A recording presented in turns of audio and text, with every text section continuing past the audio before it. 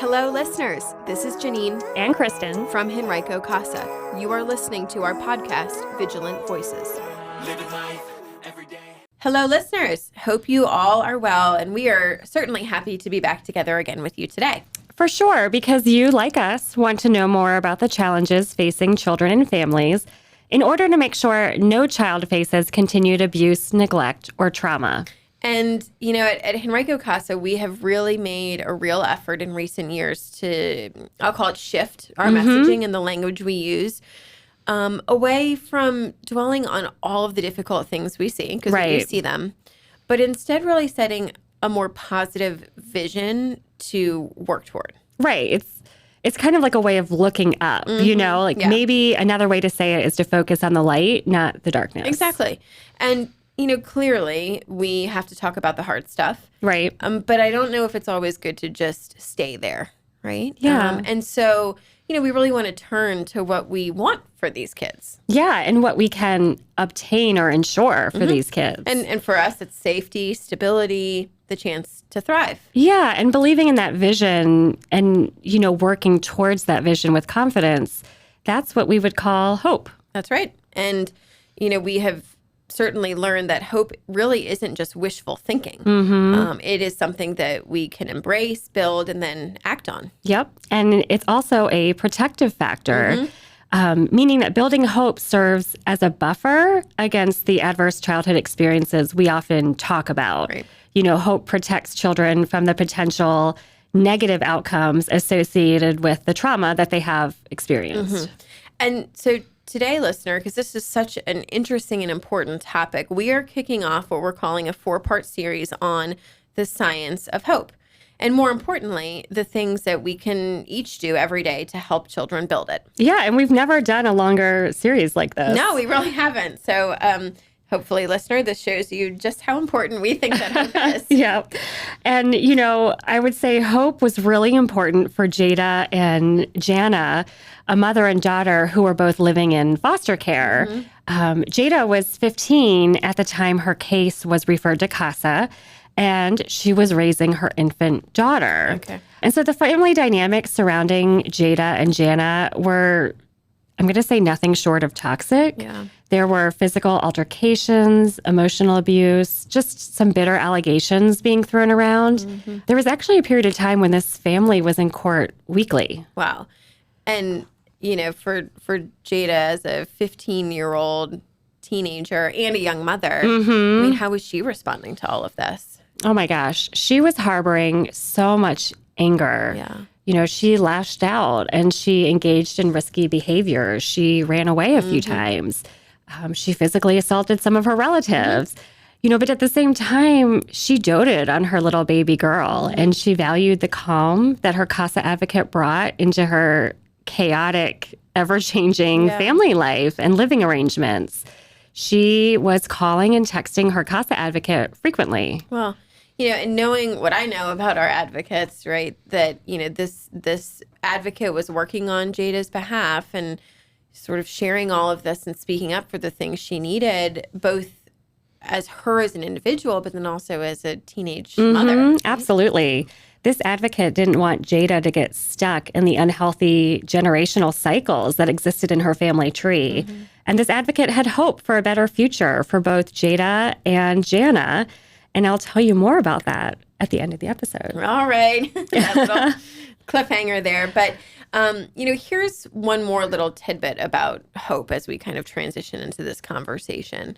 It's measurable. It is tied to better outcomes in school, mental health, and long-term stability. Yeah. And one of the strongest ways children build hope is through positive relationships. And that could be with peers, family members, but honestly, just any consistent adult, right? Yep, which calls for a plug for the volunteers serving as advocates with Henrico Casa. They are the ones out there building these positive relationships. Exactly. And for children who have experienced trauma or adversity, you know, building those safe, trusting relationships is so important. And oftentimes it's also really complicated. Right. And so, listener, back before the holidays, we actually held a training session with all of our advocates focused on this topic of hope. Yes, and John Richardson Love. Yes. Okay, so he's a past guest on this podcast and a regional expert on all things related to childhood trauma. Absolutely. And John led our training on the science or psychology of hope. Right. And during his presentation, he emphasized 4 key building blocks to growing and encouraging hope in children's lives. Yep. And listener, now you have probably guessed the topics for our 4-part series, right? We want to linger on this topic of hope, spending time talking through each and every one of those 4 building blocks. Yes. And so I guess let's get right into it. Right? Building block number 1. This is supportive relationships through interpersonal activities. Right. And I want to point out that this is in reference to relationships with safe adults, but also with a child's peers. Right. Because both are anchors, in a child's world. They show kids that you matter. You're not alone. There are people who believe in you, people who are friends with you, right? I mean, all of those pieces. Right. And that literally creates a neurobiological buffer against stress. As in, brain wiring and connections can actually change when we have positive relationships. Yeah, it's really amazing because the brain is so malleable. It blows my mind. It is fascinating. And, beyond this brain science and the fact that relationships rewire children's brain in a positive way, there are other reasons why relationship building matters. And it really matters so much to children who have experienced abuse or neglect. Right. When kids experience adverse childhood experiences, things like instability, violence, parental incarceration, they often miss out on healthy relationship modeling. Yeah. And I think that's when we also see that they struggle to trust or feel safe within, frankly, the context of a lot of different relationships. Yeah. And honestly, they might not even know what a positive friendship or positive relationship even looks like. Right. But here's what's cool, right, is that positive connections, when we can find them, create them, can rewrite that entire narrative. Yeah. So this is where we talk about, but that one consistent, caring adult can truly change developmental trajectories for children. Yep. And that's exactly where our advocates shine. 100%. They're offering up a safe relationship by just entering the child's life, right? So consider that the child's positive relationship number 1. Yeah, exactly. But then I think it also helps children identify and strengthen the relationships they already have around them. Sure. It could be friends. It could be, a sibling, teachers, teammates, family members, right? I mean, it starts to teach them, what positive relationships do look like. Yeah. And to help identify these relationships, our advocates ask questions like, who makes you feel happy or safe? Or do you have a favorite friend at school? Or who do you consider to be family? Right. And I think in that same vein, our advocates can really explore the habits or traditions that matter to the child. Yeah. Ask about their favorite games, hobbies, their favorite foods, if it, could be cultural, right? I mean, just anything that they enjoy doing alone or maybe with others. Right. And so these questions that the advocates ask, they offer guidance and encouragement for sure. But then our advocates are also great models for what healthy interactions should look like. Right. So we see our advocates be consistent. We see them set boundaries. We encourage them to say what they mean. There's honesty and transparency in advocates' interactions with the children we're serving. And, all of those small little interactions are what build trust. Right. And so, listener, during the training session on hope that we referenced a little bit earlier in today's episode, our advocates shared some great and favorite tips for building relationships with children that we thought we would pass along to you. Oh, I love this. So an example, one of them was encourage the child to invite a friend to play. Attending a sports game or school event. Yep. Right? Participating in neighborhood interactions and activities. And then connecting with school staff. Yeah. And in doing these things, the children and teens are gaining a sense of belonging. Right. And every time a child has a positive interaction like that, and that could be, you as an individual, an advocate, a teacher, one of their peers, it really does just start strengthening that first building block of hope. And that's because relationships like these provide a secure foundation of support. And not just support, but acceptance too, which then in turn boosts the child's self-esteem and can really inspire their personal growth. Right. And there's also extensive data that shows that having hope significantly improves children's outcomes. Yes. Leads to better mental health, which is measured by less anxiety or stress, higher academic achievement, and healthier choices, which, could be measured by things like maybe less substance use. Right. And we want children to believe in their ability to overcome challenges and their ability to achieve their goals. And sometimes it takes someone else believing in them before a child can believe in themselves. Right.